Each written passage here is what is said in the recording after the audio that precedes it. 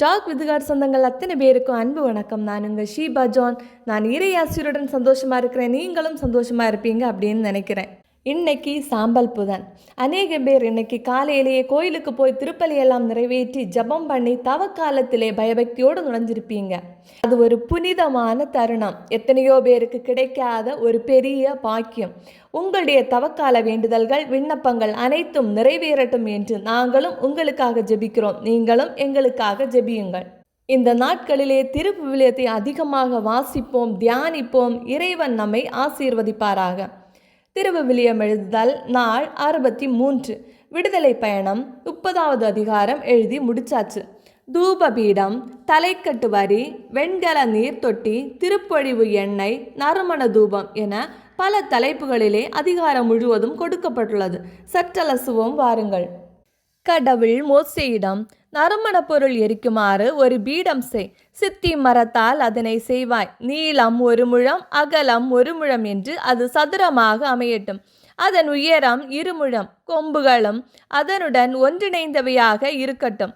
அதன் மேல்பாகம், அதன் பக்கங்கள், அதன் கொம்புகள் ஆகியவற்றை பசும்பொன்னால் வேய்ந்து சுற்றிலும் தங்கத் தோரணம் பொறுத்து அந்த தோரணத்திற்கு கீழே 2 மூலைகளிலும் 2 பொன் வளையங்கள் வீதம் 2 பக்கங்களிலும் பொறுத்து அதை தூக்கி செல்வதற்கான தண்டுகளுக்கு அவை பிடிப்பாக விளங்கும். சித்தி மரத்தால் அத்தண்டுகளை செய்து அவற்றையும் பொன்னால் வேய்ந்திடு. உடன்படிக்கை பேழைக்கு முன்னால் தூயக திரையின் முன்னிலையில் தூபபீடத்தை வைப்பாய். உடன்படிக்கை பேழை மேலுள்ள இரக்கத்தின் இருக்கையில் நான் உன்னை சந்திப்பேன். காலை தோறும் ஆரோன் அதன் மேல் நறுமண பொருள் எரிப்பானாக. விளக்குகளை ஆயத்தப்படுத்தும் போது அவன் நறுமண பொருள் எரிப்பானாக. மாலை மங்கும் வேளையில் ஆரோன் விளக்குகளை ஏற்றும் போது உங்கள் தலைமுறை தோறும் ஆண்டவர் திருமுன் இடைவிடாமல் நறுமண பொருள் எரிப்பானாக. வேற்று நறுமண பொருளையோ மற்றும் எரிபலியையோ உணவு படையலையோ அதன் மேல் படைத்தலாகாது. அதன் மேல் நீர்ம படையலையும் ஊற்றக்கூடாது. ஆண்டுக்கு 1 முறை ஆரோன் அதன் கொம்புகள் மேல் பாவ கழுவாய் நிறைவேற்றுவான். ஆண்டுக்கு 1 முறை பாவம் போக்கும் பலியின் இரத்தத்தில் கொஞ்சம் எடுத்து பாவ கழுவாயை உங்கள் தலைமுறை தோறும் நிறைவேற்றுவான். ஏனெனில் அது ஆண்டவருக்கு புனிதமிக்கதாகும். ஆண்டவர் மோசேயை நோக்கி, நீ இஸ்ரேல் மக்களின் எண்ணிக்கைக்காக குடிக்கணக்கு எடுக்கும்போது எண்ணிக்கைக்குட்பட்டவர் ஒவ்வொருவரும் தம் உயிருக்கு ஈடாக ஆண்டவருக்கு மீட்பு பணம் கட்ட வேண்டும். இல்லையெனில் அவர்கள் கணக்கிடப்படுகையில் அவர்களிடையே கொள்ளை நோய் வந்துவிடும். எண்ணிக்கைக்குட்படும் யாவரும் திருத்தல செக்கேலில் 1/2 செக்கேல் வீதம் கட்ட வேண்டும். அந்த 1/2 செக்கேல் ஆண்டவருக்குரிய காணிக்கையாகும். எண்ணிக்கைக்கு உட்படும் அனைவரும், அதாவது 20 வயதும் அதற்கு மேற்பட்டவர்களுமான ஆண்கள் யாவரும் ஆண்டவருக்குரிய காணிக்கை அளிப்பார்கள். உங்கள் உயிர்களுக்கு பாவக்கழுவாயாக ஆண்டவருக்குரிய காணிக்கை செலுத்தும் போது பணக்காரன் 1/2 செக்கேலுக்கு அதிகமாகவோ ஏழை அதற்கு குறைவாகவோ கொடுக்க வேண்டாம். இஸ்ரேல் மக்களிடமிருந்து பாவக்கழுவாய் பணத்தை வசூலித்து அதை சந்திப்பு கூடார திருப்பணிக்கென்று கொடுத்துவிடு. உங்கள் உயிர்களுக்காக பாவக்கழுவாய் செய்ய இஸ்ரேல் மக்களுக்கு இது ஆண்டவர் திருமுன் நினைவு சின்னமாய் இருக்கட்டும் என்றார். மேலும் ஆண்டவன் மோசேயிடம், கழுவுவதற்காக ஒரு வெண்கல நீர் தொட்டியை அதற்கான வெண்கல ஆதாரத்தோடு செய்.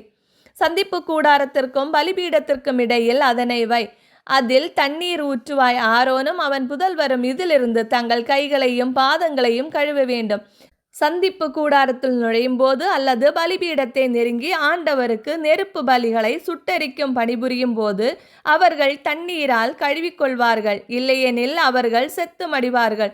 அவர்கள் சாகாமல் இருக்கும்படி கைகளையும் பாதங்களையும் கழுவிக்கொள்வார்கள். இது அவர்களுக்கு, அதாவது அவனுக்கும் தலைமுறை தோறும் அவன் வழிமரபினருக்கும் என்றுமுள்ள நியமமாக இருக்கும் என்றான். மீண்டும் ஆண்டவர் மோசேயிடம், 500 திருத்தல செக்கேல் எடைக்கு உயர்தர வெள்ளை போழம், அதன் பாதி நிறையாகிய 250க்கு மணங்கமழும் கருவாப்பட்டை, 250க்கு நறுமண வசம்பு, 500க்கு இலவங்கப்பட்டை ஆகிய தலை சிறந்த நறுமண பொருட்களை எடுத்து 1 கலயம் அளவு ஒலிவ எண்ணெயும் சேர்த்து திறமை வாய்ந்த பரிமள தயாரிப்பாளன் செய்வது போல் கூட்டு தைலமாக ஒரு தூய திருப்பழிவு எண்ணெய் தயாரிப்பாய்.